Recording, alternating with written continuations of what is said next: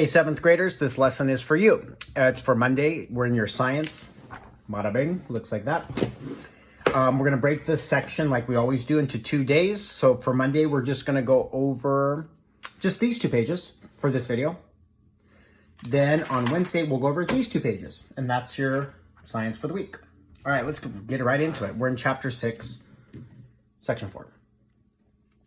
So this one is sort of interesting because so classifying organisms. So how do we break down things that are alive into like groups?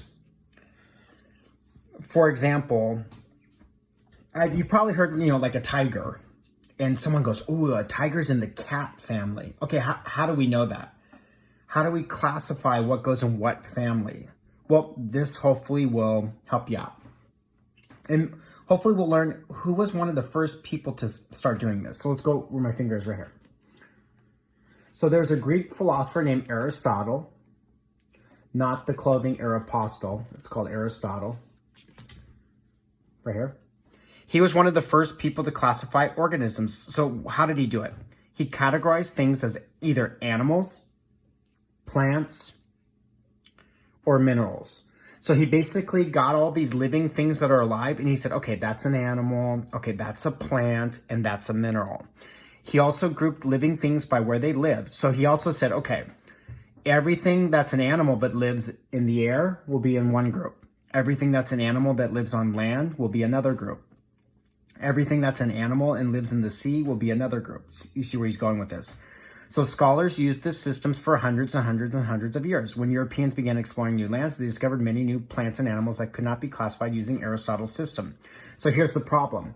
Aristotle lived thousands of years ago. We start discovering there's all these like things we've never seen before, and basically we needed to refresh Aristotle's system. Aristotle's system was good for his time, but it wasn't good for now. So what do? So in the mid 18th century, so we're talking 200-300 years ago, there was a Swedish guy, a botanist named Linnaeus. This will be a question in your Google Doc too. He developed a more sophisticated, more complex classification system that groups organisms based on similar physical structures. That's what they look like. The largest group of organisms is a kingdom, and this is what we use today. And the smallest group is a species. A species includes organisms that have the greatest number of traits in common and can breed and produce fertile offspring. Only species are subject to natural selection and evolution. So Linnaeus is now the new Aristotle. And this Swedish man basically, okay, another thing you're going to see when I go to the next page, the names are in like ancient Greek. So they're not in English, and even I have trouble with reading them. Let me prove it to you. He developed a system for naming species that are still used. The 2-word scientific name of an organism is his species name. So, okay, this is going to be weird, but for example, so we have a tree in California called the California black oak. According to Linnaeus, though, the species name is Quercus kalagi. Sounds like a Harry Potter spell. Quercus kalagi. Okay, anyway. So you're going to see these weird Greek, this is not English, in italic where the words look slanted. That's the species name. So let's get to the next one. So how do we determine what kingdom they're in? So it's by their cell type or cell wall. And also scientists classify them by 6 kingdoms. So here are the 6 kingdoms.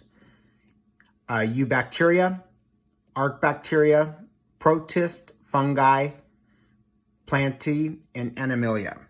One of your Google Doc questions is going to ask you, what are the 7 levels of classifying things? So to get this answer, you're going to write down each of these 7 words where my finger is going down here. So if you can't see it, let me do it again. It's going to ask what are the 7 levels. So species, genus, family, order, class, phylum, kingdom. That's where you get the answer from. Remember, you can always pause this video to get them. And there's a copy of this in your Google Classroom as well, too. So let's go with a mountain lion because we have those in California. So to you and me, we would just straight up call it a mountain lion. So it's a carnivora, and all animals with large pointed teeth for tearing flesh. Ooh, that sounds sort of scary. Well, let's see about our friend the desert tortoise. It's animals with a spinal cord, chordata. How about things that live in the ocean like plants, the coral reef, off of some islands off California? These are multicellular eukaryotes whose cells do not have cell walls. So scientists, they break down what's inside of these species and they basically group them, they organize them in a special way that makes sense to scientists. So hopefully this helped you with your Google Doc. Remember, there's a copy of this in your classroom. I'll see you next time.